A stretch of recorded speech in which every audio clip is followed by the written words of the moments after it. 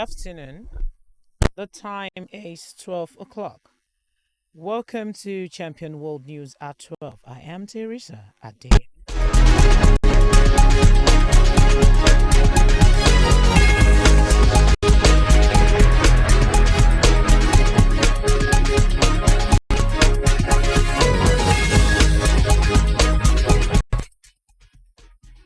The Kano state government says President Bola Tinubu will visit Kano to condole with the government people of Kano and the family of the late Alhaji Aminu Dantata, a renowned elder statesman, business mogul, and philanthropist.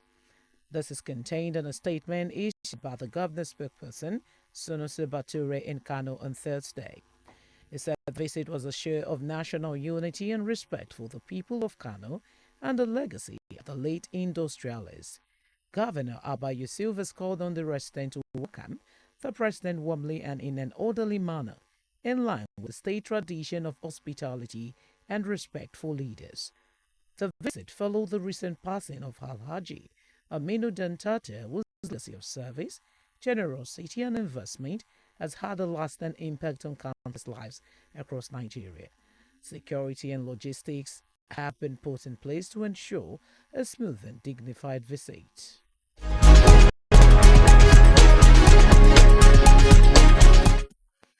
The African Democratic Congress ADC has called for a full-scale audit of Nigerian state-owned refineries before any consideration of dismissal, citing what it described as the reckless mismanagement of over $20.8 billion in public funds spent on their rehabilitation without result.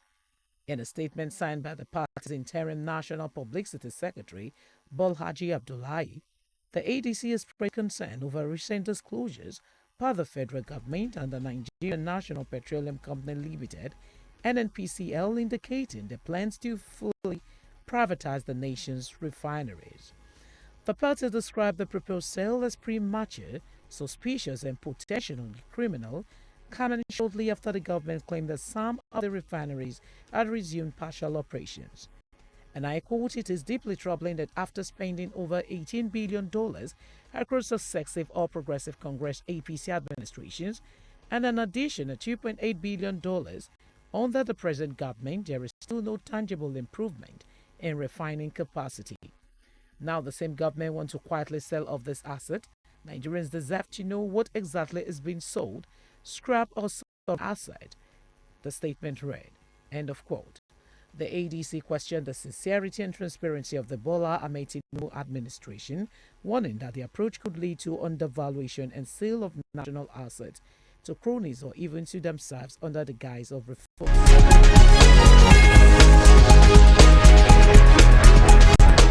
The Apex Igbo Socio-Cultural Organization, or Hanese Indigo, has charged President Bola Ahmed Tinubu to eschew distractions, embrace prudent governance, and focus unwaveringly on delivering the dividends of democracy to all Nigerians.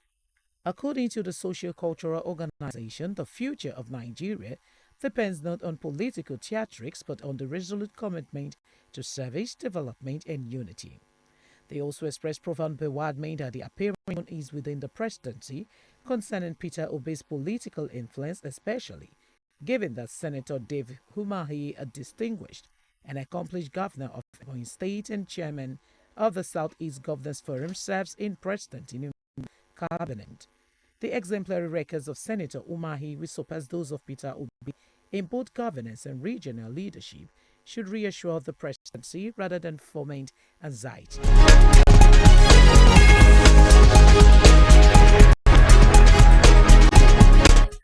The Director General of the Aswe Oge campaign cancelled for the Edo State 2024 governorship election, Matthew Idori Kenwen, has resigned his membership of the People's Democratic Party. In a letter addressed to the PDP Ward 5 chairman in Ikoba, Oka local government area of the state, the former lawmaker and commissioner in the Niger Development Commission, NDDC, said his resignation was due to recent developments in the party. While not disclosing his next political destination, he stated he wishes to concentrate on his private life and business.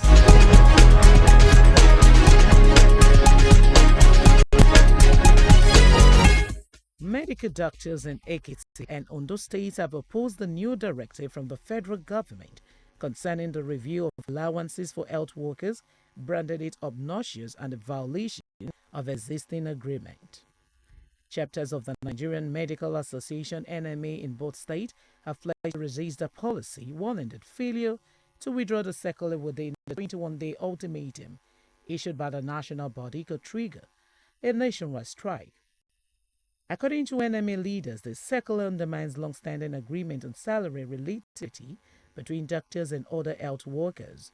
They also criticized the timing of the policy and widespread brain drain, poor working conditions, and mounting workload within the country's health sector.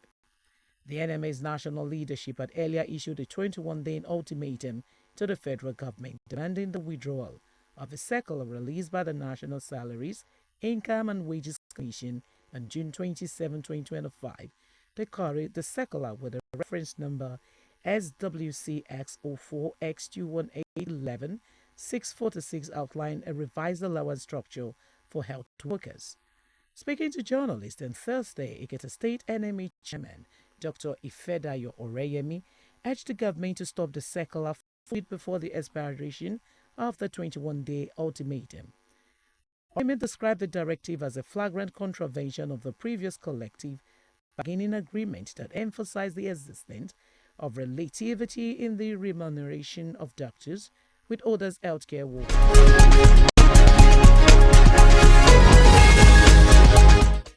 The Nigerian Air Force has warned the public against fraudulent messages circulating online that falsely claim the NAF has commenced recruitment for the 2025-2026 Basic Military Training Course (BMTC) and Direct Service Commission, otherwise known as the SSC. The NAF stated that no such recruitment exercise is ongoing, urging the public to disregard these messages in their entirety.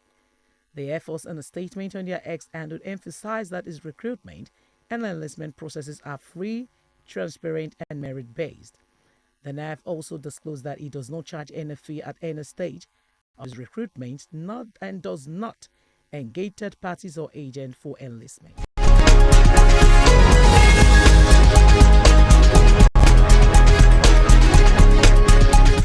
The Akwa Ibom State Police Command says it has arrested 4 suspected vendors during a raid of scrap dump site in the state. This is contained in a statement by the State Police Public Relations Officer, DSP Tim Fon John, in Uyo, the state capital, on Friday. John said the suspects were apprehended on July 15 following an intelligence raid of 2 scrap dump sites in Uyo. She said that during the raid, a significant quantity of suspected stolen government and public property was recovered. The police spokesperson said the pieces of generator site suspected vandalized government aluminium electric cables, roof and sheet, and burnt copper electric wires were also recovered from the suspect. Other items recovered include a set of assorted sizes of spanners, approximately half a bag of 5-inch nails, an empty 5 kg gas cylinder, galvanized pipes, and angle bars. John said that the investigation was ongoing and suspect would be charged to court as soon as the investigation is concluded. Here in Lagos, Lagos State People's Democratic Party chieftain Prince Laja Adeoye says the party cannot die with the exit of former Vice President Atiku Abubakar. Rather, it will be stronger ahead of the 2027 general elections. Adeoye, House of Representatives hopeful in Oshodi Solo Federal Constituency, said this in an interview. Recall Champion FM reported that Abubakar, the PDP presidential candidate in 2019 and 2023, announced his resignation from the party on Wednesday, citing what he called intractable issues within the erstwhile ruling party. Though the former vice president has not formally announced his defection to African Democratic Congress, the coalition of opposition leaders led by him recently announced the adoption of the party as its platform for the 2027 general elections. Reacting, Adeoye said that Abubakar's exit would bring peace and tranquility to the party. According to him, the untamed presidential ambition of the former president had unsettled the party. PDP is rebuilding and will be stronger ahead of the 2027 election, One thing that is certain is that a lot of people who have joined ADC will return to the PDP sooner or later as PDP gets more formidable. Many of them, including Atiku, will say that there is no road in the so-called ADC they are running to, Adeoye said. Away from Nigerian issues to South Africa, human rights organizations have intervened to prevent members of the anti-immigration group Operation Dudula from entering the offices of the Socio-Economic Rights Institute, otherwise known as THERESA, in Johannesburg. Operation Dudula planned to deliver memorandum to THERESA, the South African Human Rights Commission, SAHRC, and the Ellen Suzman Foundation, accusing them of being unpatriotic for defining undocumented immigrant. So this march from Mary Fitzgerald Square to Bramfontein chanting inflammatory slogans. The situation escalated, resulting in shoving and insult, and police used pepper spray to disperse the crowd. Operation Dudula eventually moved on to the SAHR's offices where they submitted their memorandum. THERESA Executive Director Nomzano Zondo said that they are right to protest, but they are criticized their misdirected anger, warning against scapegoating migrant Habalahi Basem Jondolo Stapolo Muhapi, called for unity, urging South Africans to address structural issues with the government rather than blaming fellow Africans.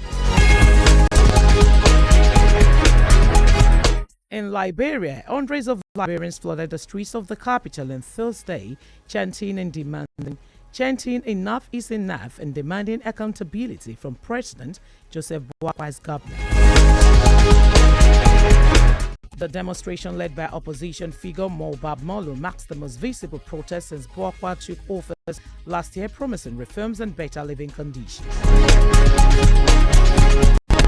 The protesters carried signs and voiced frustrations over unmade campaign promises, job losses, and the government's failure to establish a long-promised war crimes court.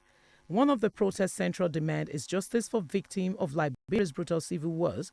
Protesters are calling for the creation of a war crimes tribunal to prosecute those responsible for atrocities committed between 1999 and 2003.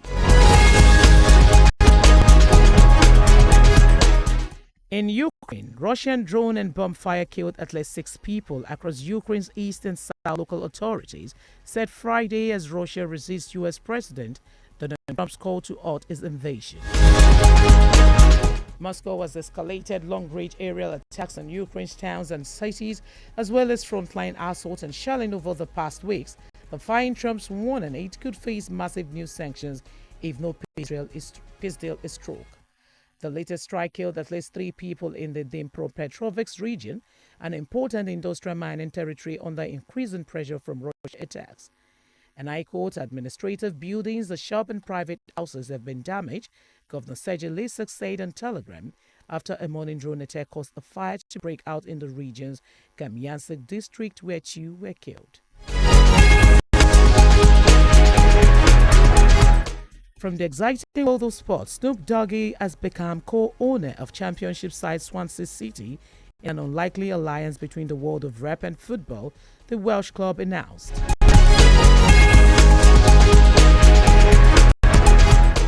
The 53-year-old American star joins former Real Madrid stalwart and Croatia World Cup finalist Luka Modric in the club's ownership structure. Snoop Dogg made a surprise appearance on the club's social media channels last week, modeling their new home jersey for the 2025-26 season, and the club announced on Thursday that he has become an investor. His involvement comes after American businessman Brett Kravitz and Justin Cohen took over the club last November. Swansea will hope that Snoop Dogg, whose real name is Calvin Brothers, can use his 100 million plus social media followers to boost the club's profile as they seek to return to the Premier League for the first time since they were relegated in 2018. Swansea's owners have said they want to generate greater revenue, which would allow them to invest more in new players under the profit and sustainability rules in British football. The 53-year-old rapper said on the club's website, and I quote, "My love of football is well known, but it feels special to me that I make my move into club ownership at Swansea City." And finally, Justice Friday Ogazi of the Federal High Court in Lagos yesterday remanded an activist, Scott Ugume, in a correctional facility over allegations of posting a false video and threat to life. The judge made the order following Ugume's arraignment by the police on a 4-count charge involving posting the false video and causing threat to life. Iguma was accused of intentionally posting false messages and videos on his Instagram page using a computer system to incite a breakdown of law and order, hatred, and posing to threat to life. The prosecution claimed that the defendant posted false information about Dr. Augustine Onwumere's reputation, which was circulated by other followers on the internet, knowing it to be false with the intent of causing a breakdown of law and order, hatred, and posing a threat to life. The defendant is accused of committing the offense on May 27 at Lekki Gardens, Shongotedo.